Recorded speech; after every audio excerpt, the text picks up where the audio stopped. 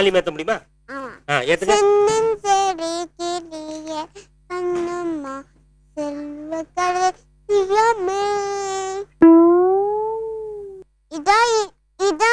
பாட்டி பாடுவாங்க.